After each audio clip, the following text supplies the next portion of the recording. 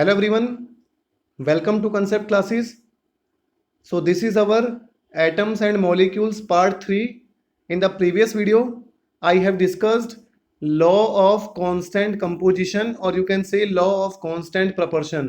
तो पिछली वीडियो में मैंने आपसे law of constant composition discuss किया था along with some simple problems और आज की वीडियो में हम पढ़ेंगे डाल्टन्स एटॉमिक थ्योरी के बारे में।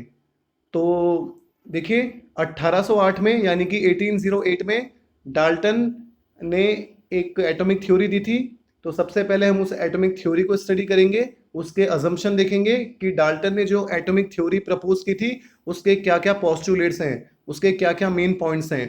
तो देखिए the various postulates and assumption of Dalton's atomic theory are. तो देखिए डाल्टन ने क्या क्या पोस्टुलेट्स दिए थे। First postulate is all the matter is made up of very small particles called atom. ठीक है, तो जो भी हमारा मैटर है वो किससे बना हुआ है, बहुत छोटे पार्टिकल से बना हुआ है जिनका नाम क्या रखा गया, एटम रखा गया डाल्टन एटॉमिक थ्योरी में। Atoms can not be divided, हम एटम को डिवाइड नहीं कर सकते हैं because atom is the smallest indivisible particle. जैसा मैंने आपको पिछली वीडियो में भी बताया था कि जो एटम होता है वो मैटर का सबसे छोटा पार्टिकल होता है। अगर आप एक मैटर को डिवाइड करते हो तो डिवाइड कर करके फाइनली आप एक ऐसी स्टेज पे आ जाओगे जहां पे आप मैटर को फर्दर डिवाइड नहीं कर सकते हो। So this is called atom. तो सबसे स्मॉलेस्ट पार्टिकल जो मैटर का होता है वो क्या होता है, हमारा एटम होता है। This is the second postulate, second assumption in Dalton atomic theory. अब देखिए थर्ड असम्पशन क्या है, atoms can neither be created nor be destroyed. Atom को ना ही हम क्रिएट कर सकते ना ही हम डिस्ट्रॉय कर सकते। तो बेसिकली हमें क्या बताता है, कंजर्वेशन ऑफ मास के बारे में बताता है। फर्स्ट वीडियो में मैंने आपसे डिस्कस किया था law of conservation of mass. तो ये जो असम्पशन है, ये जो पोस्टुलेट है, ये basically law of conservation of mass को बताता है कि हम मास को ना ही क्रिएट कर सकते हैं ना ही मास को डिस्ट्रॉय कर सकते। मास हमेशा हमारा कंजर्व रहता है। इसको मैं आपको समझाता हूं, atoms can neither be created nor be destroyed. एक एग्जांपल लेके समझते हैं। मान के चलिए मेरे पास एक केमिकल कंपाउंड है which is calcium carbonate CaCO3। ठीक है, और जब हम CaCO3 कैल्शियम कार्बोनेट को डिकम्पोज करते हैं, इसको हीट करते हैं, ये जो मैंने यहाँ पे सिंबल बनाया ये हीट का होता है, गर्म करना। तो जब हम कैल्शियम कार्बोनेट को स्ट्रांगली हीट करते हैं, स्ट्रांगली हीट करने के बाद ये डिकम्पोज हो जाता है एक तो कैल्शियम ऑक्साइड में और एक कार्बन डाइऑक्साइड CO2 में।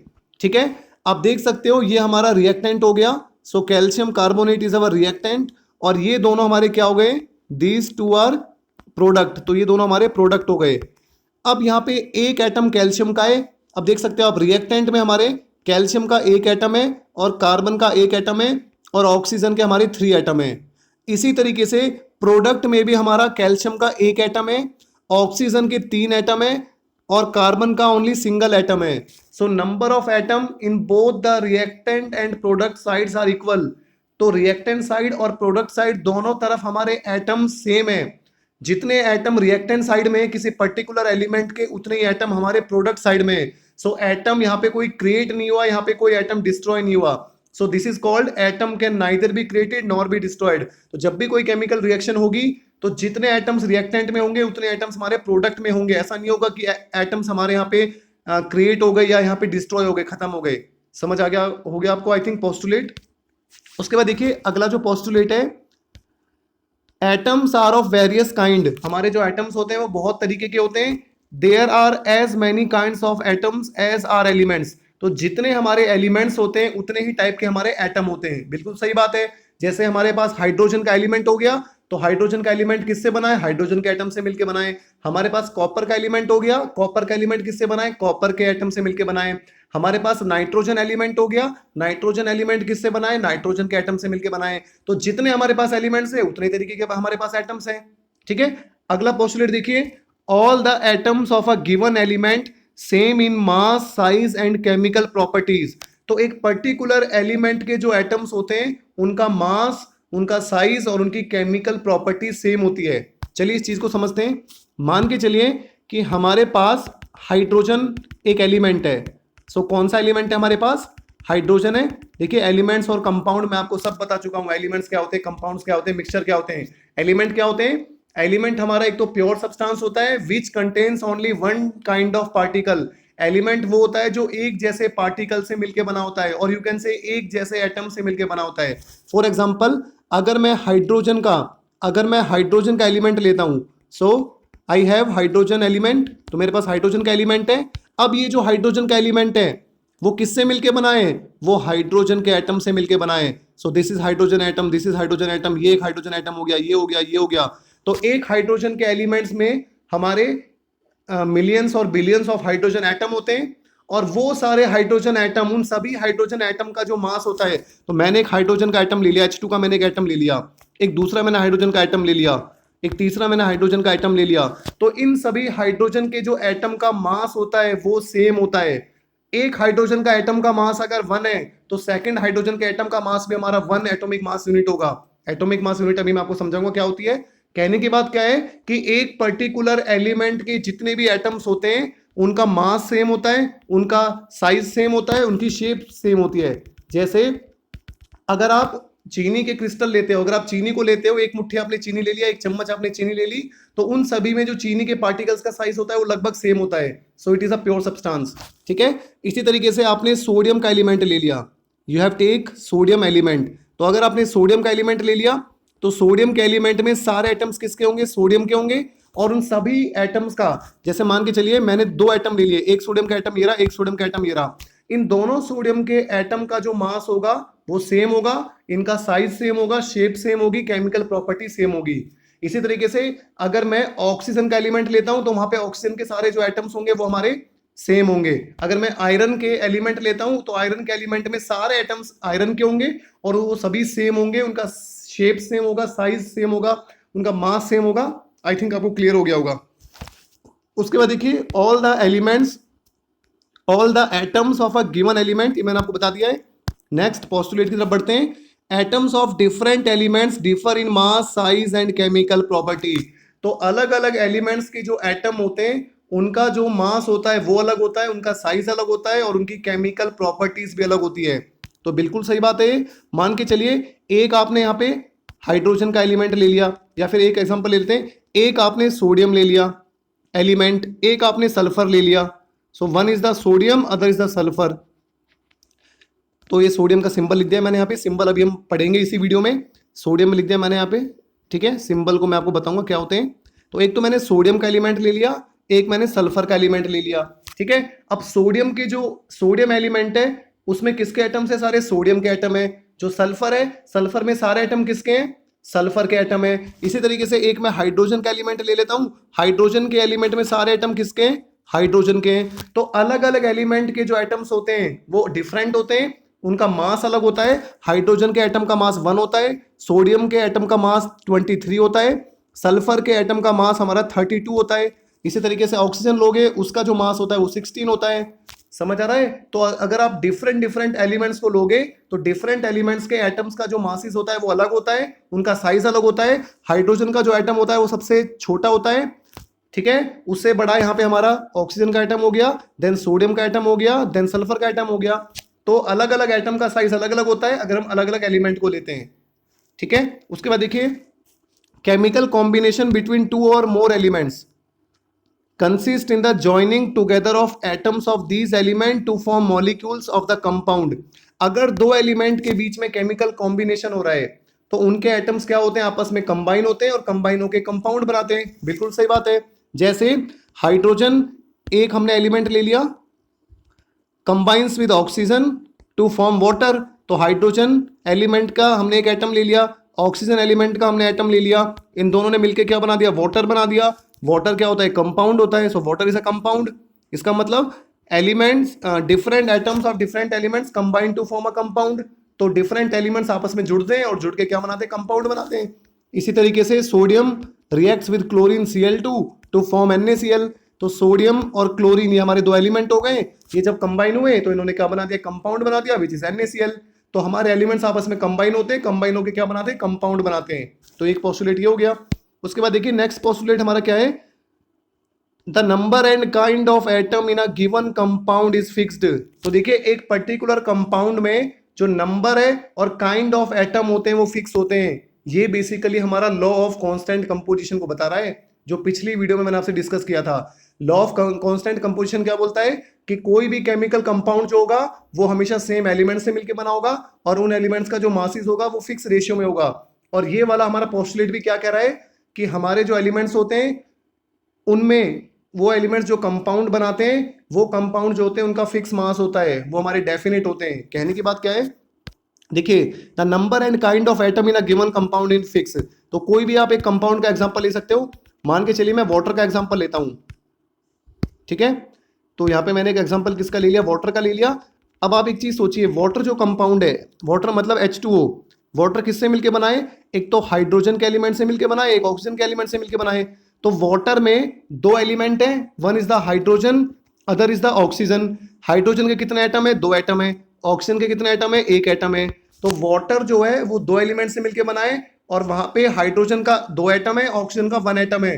तो ये जो है यहाँ पे हमेशा फिक्स रहेगा एक पर्टिकुलर एलिमेंट के लिए। वाटर को आप कहीं से भी लोगे, what ever be the source it will be, water में हमेशा 2 हाइड्रोजन के एटम होंगे, एक ऑक्सीजन का एटम होगा।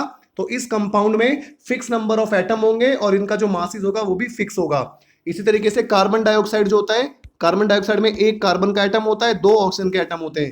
तो ये कंपाउंड भी फिक्स होता है, नंबर ऑफ एटम फिक्स होते हैं और हमारे यहाँ पे मासिस भी फिक्स होता है। तो ये बेसिकली हमारा लॉ ऑफ कांस्टेंट कंपोजिशन होता है जो हम पढ़ चुके हैं। उसके बाद देखिए जो अगला पोस्टुलेट है, during chemical combination atoms of different elements combine in small whole number to form compound.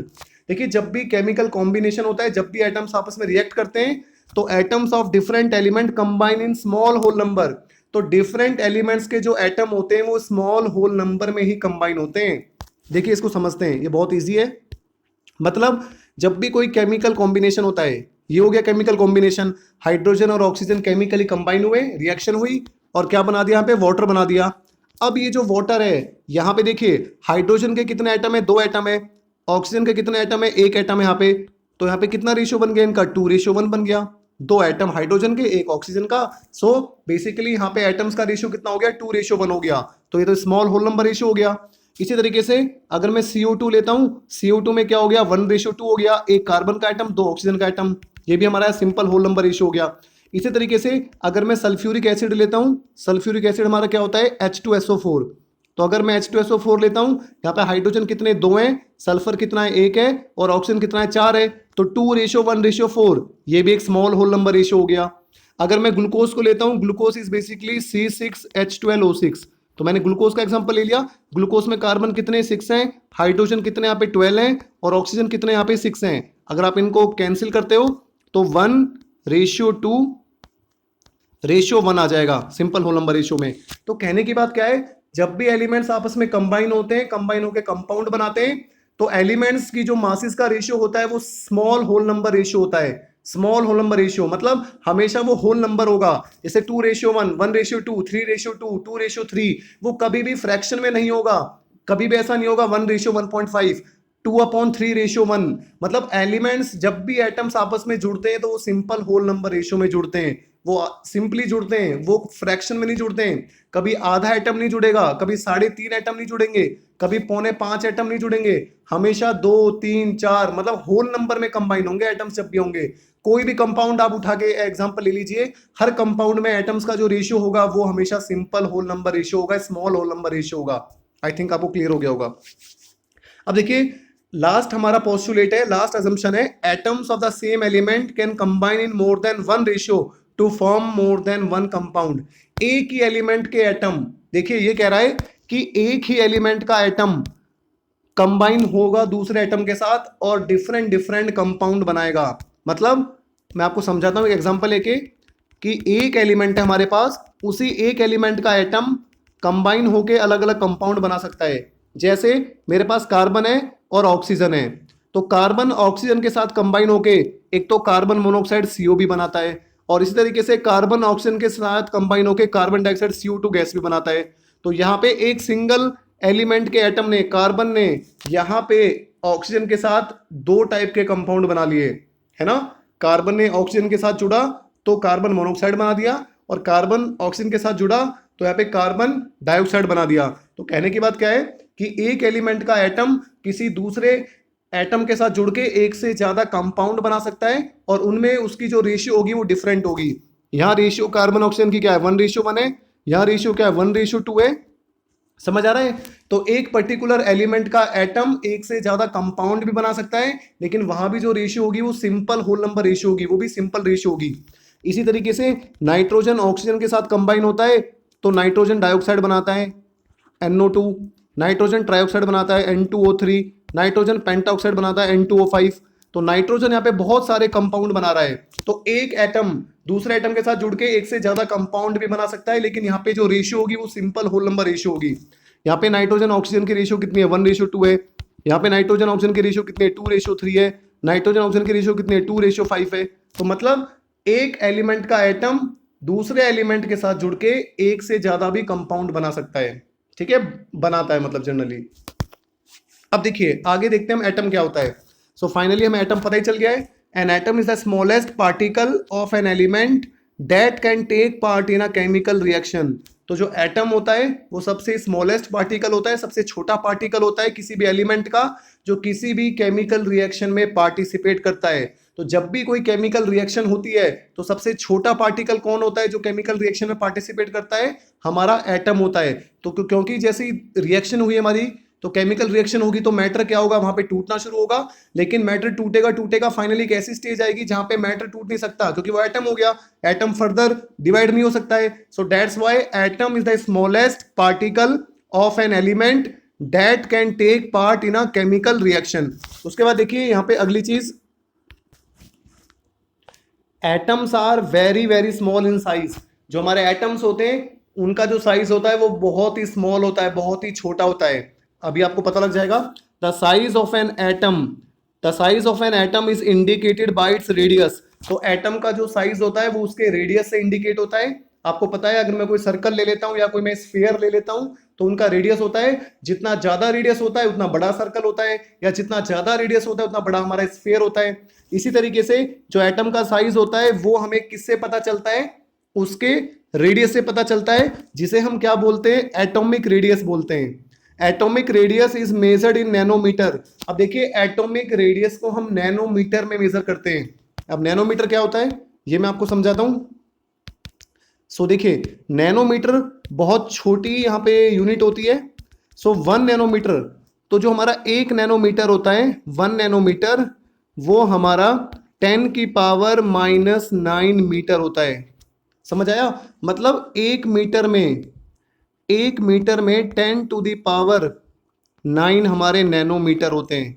तो अगर 1 मीटर में 10 टू दी पावर 9 नैनोमीटर होंगे तो 1 नैनोमीटर में कितना मीटर होगा? सो 1 नैनोमीटर इज इक्वल टू 1/10 की पावर -9 मीटर। तो नैनोमीटर जो एटम का साइज होता है वो हमारा नैनोमीटर में होता है, और नैनोमीटर जो होता है हमारा वो बहुत ही छोटा होता है। नैनोमीटर आप देख सकते हो, जनरली आप क्या मेजर करते हो? आप मीटर देखते हो, किलोमीटर देखते हो, सेंटीमीटर देखते हो और मिलीमीटर देखते हो, mm देखते हो। लेकिन नैनोमीटर जो होता है वो बहुत ही छोटी यूनिट होती है, बहुत स्मॉल होती है। जो एटम का साइज होता है वो किस में होता है? वो नैनोमीटर में होता है। और 1 नैनोमीटर कितना होता है? 10 to the power -9 of metre. तो 1 मीटर का 10 टू दी पावर 9वां हिस्सा जो होता है वो हमारा 1 नैनोमीटर होता है। ठीक है, सो आप देख सकते हो 1 नैनोमीटर इक्वल टू 1/10 की 9 मीटर, और आप बोल सकते हो 1 नैनोमीटर जो होता है वो 10 की -9 मीटर होता है। So basically our 1 nanometre is equal to 10 to the power -9 metre. ये आपको ध्यान रखना है। तो जो एटॉमिक साइज होता है, एटम का जो साइज होता है वो जर्नली हम नैनोमीटर में मेजर करते हैं, और एक बहुत छोटा नंबर होता है। ठीक है, सो 1 नैनोमीटर इज 10 की -9 मीटर। उसके बाद देखिए atoms are so small that we cannot see them even under the most powerful microscope। अब देखिए 10 टू दी पावर -9 नैनोमीटर ये बहुत छोटा होता है। हम इवन पावरफुल माइक्रोस्कोप से भी एटम को नहीं देख सकते हैं। Atoms are even not visible with powerful microscope. तो एटम इतने छोटे होते हैं कि आप उनको पावरफुल माइक्रोस्कोप की मदद से भी नहीं देख सकते हो, क्योंकि 1 नैनोमीटर बहुत छोटा साइज होता है। समझ आया? अब उसके बाद देखिए modern symbol of element. Element के जो मॉडर्न सिंबल है, जैसे मैंने अभी आपको थोड़ी देर पहले एग्जांपल दिया था, तो कैल्शियम कार्बोनेट लिखा था मैंने CaCO3, सोडियम मैंने लिखा था Na, आयरन हम लिखते हैं Fe, मैग्नीशियम हम लिखते हैं Mg, सोडियम हम लिखते हैं Na, इस टाइप से। तो ये जितने भी हमारे एलिमेंट्स होते हैं इनके सिंबल्स कैसे हमने बनाए तो उसको हम स्टडी करते हैं। अब ये बहुत इंपॉर्टेंट टॉपिक है, क्योंकि यहां से आपको केमिस्ट्री की लैंग्वेज लिखना समझ आएगा, कि हमारे केमिस्ट्री में एलिमेंट्स कितने होते हैं, एलिमेंट्स के सिंबल क्या होते हैं, एलिमेंट्स के मासेस क्या होते हैं। तो अब आगे जो भी टॉपिक होगा वो सब आपको मेमोराइज भी होना चाहिए। ओनली आपको समझ तो आएगा ही, आपको साथ में आपको याद भी होना चाहिए कि सोडियम Na होता है, हमारा एल्यूमिनियम Al होता है, हमारा गोल्ड Au होता है, हमारा मरकरी Hg होता है। तो अब आपको सारे सिंबल भी टिप्सों पे होने चाहिए याद, क्योंकि 9, 10, 11, 12 आप जब भी हायर स्टडीज करोगे तो हर जगह काम आएंगे। ओके, अब एक्चुअल केमिस्ट्री स्टार्ट हो रही है जहां पे आपको केमिकल कंपाउंड्स की नॉलेज होने वाली है। अभी तक 8th क्लास तक आपको केमिकल कंपाउंड्स या तो वाटर पता होता था या कॉमन सॉल्ट नमक पता होता था, ये 2 कंपाउंड पता होते थे। लेकिन अब आगे आप सारे केमिकल कंपाउंड्स को खुद बना सकते हो, उनके नाम को खुद लिख सकते हो, केमिकल फॉर्मूलाज आप बना सकते हो, आप मास निकाल सकते हो। तो अब आपकी एक्चुअल केमिस्ट्री स्टार्ट हो रही है जहां पे आप एलिमेंट्स की नॉलेज लोगे। तो अब आपको ध्यान से समझना है चीजों को, और साथ साथ आपको सारे एलिमेंट्स को मेमोराइज करना है, याद करना है। तो देखते हैं सबसे पहले, देखिए, the symbol of an element is the first letter or the first is the first letter and another letter of the English name or Latin name of the element। ये आपको समझ नहीं आया, मैं आपको दोबारा बताता हूं। किसी भी एलिमेंट का जो सिंबल होता है, या तो उसके नाम का फर्स्ट लेटर होता है, या फिर उस नाम का फर्स्ट लेटर या कोई दूसरा कोई और लेटर, वो हमारा सिंबल होता है। अरे सिंबल का मतलब क्या होता है, किसी भी नाम को, जैसे मैंने सोडियम बोल दिया, अब केमिकल रिएक्शन लिखेंगे तो वहां पे बार बार सोडियम लिखना होगा, SODIUM, तो बहुत प्रॉब्लम हो जाएगी। और 118 एलिमेंट के नाम लिख के रिएक्शन करेंगे तो टिपिकल हो जाएगा ना। तो हर एलिमेंट का हमने क्या कर दिया, एक सिंबल बना दिया। सिंबल बेसिकली एक लेटर बना दिया, एक चिन्ह बना दिया, जिससे हमारा काम आसान हो गया, रिएक्शंस को लिखना बहुत आसान हो गया।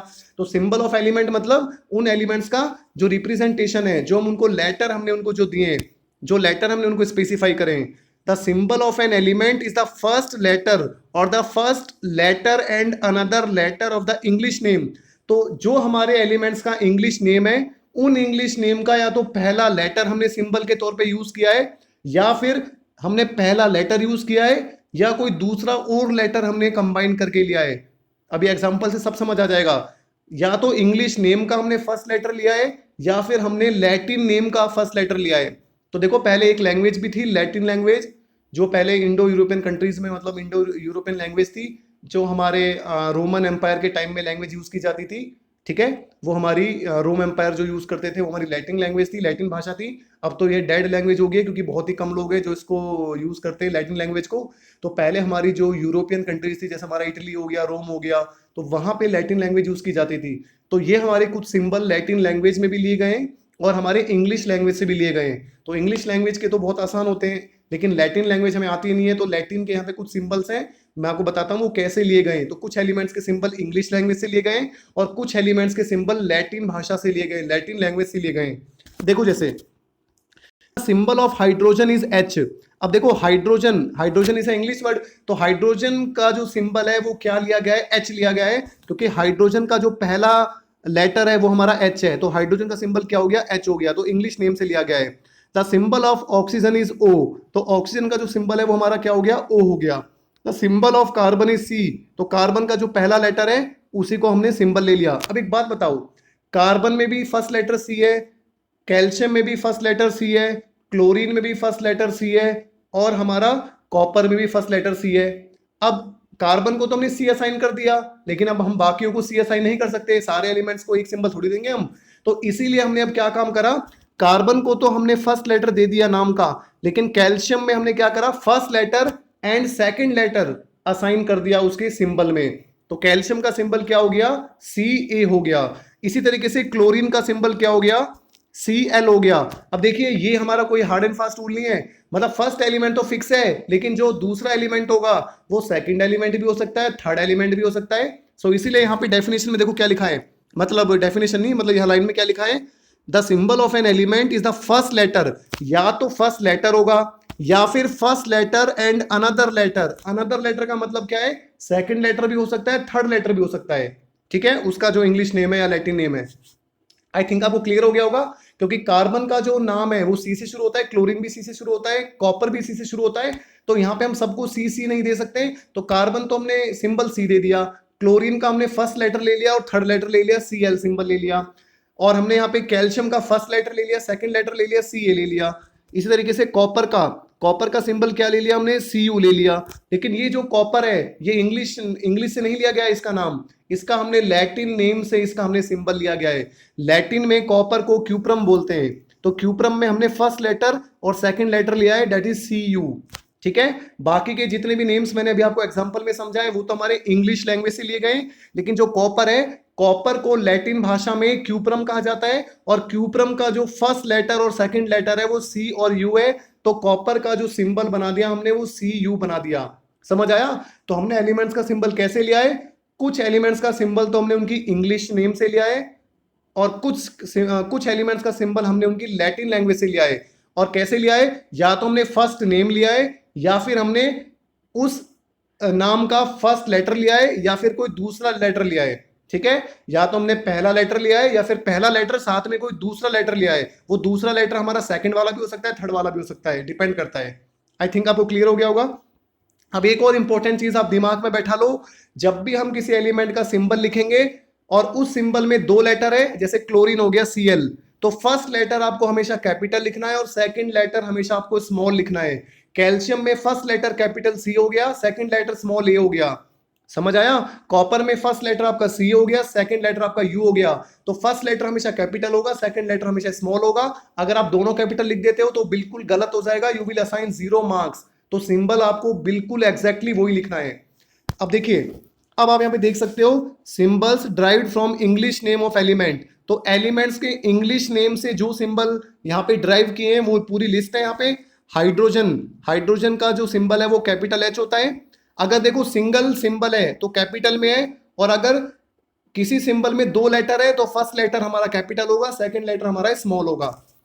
हीलियम का सिंबल He हो गया, सीधी सी बात है। हाइड्रोजन का सिंबल H हो चुका है, तो हीलियम का तो H होगा नहीं, तो फर्स्ट लेटर और सेकंड लेटर यहाँ पे असाइन कर दिया।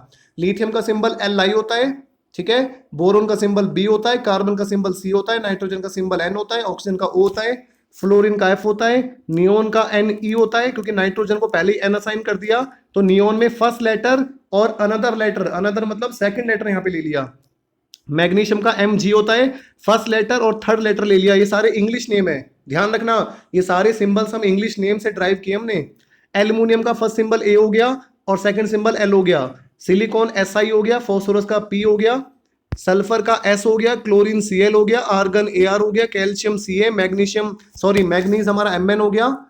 एक चीज ध्यान रखना, मैग्नीशियम Mg होता है लेकिन ये मैग्नीज है, it is not magnesium, it is manganese. Manganese का होता है Mn, निकल का होता है Ni, जिंक का होता है Zn, ब्रोमीन का होता है Br, क्रिप्टन का होता है Kr, आयोडीन का I होता है, बेरियम का Ba होता है, कोबाल्ट का Cu होता है, यूरेनियम का हमारा U होता है। तो ये यहाँ पे कुछ एलिमेंट्स हैं जिनका इंग्लिश नेम से सिंबल लिया गया है, या तो उनका फर्स्ट लेटर लिया गया है, या फिर फर्स्ट लेटर और सेकंड या थर्ड लेटर का कॉम्बिनेशन लिया गया है।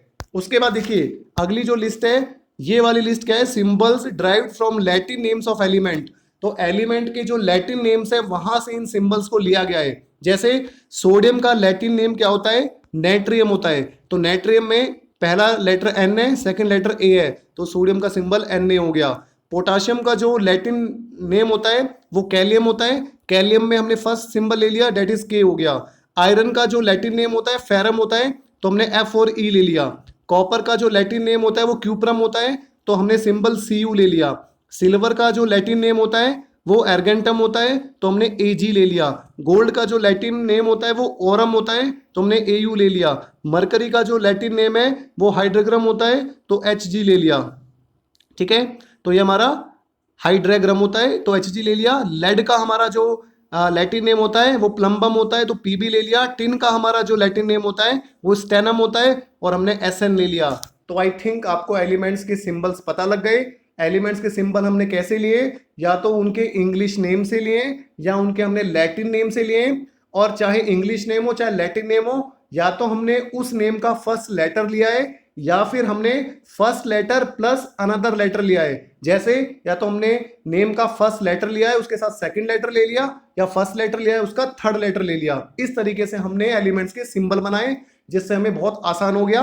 बार बार एलिमेंट्स का नाम नहीं लिखना पड़ेगा हमें जस्ट उनके सिंबल याद होने चाहिए। तो आपको सभी एलिमेंट्स के मोस्टली सिंबल याद होने चाहिए, इनको धीरे धीरे आप मेमोराइज कर लो, क्योंकि बहुत इंपॉर्टेंट है। आगे जब भी आप केमिकल रिएक्शंस पढ़ोगे तो वहां भी आपको एलिमेंट्स के केमिकल सिंबल ही लिखने होंगे।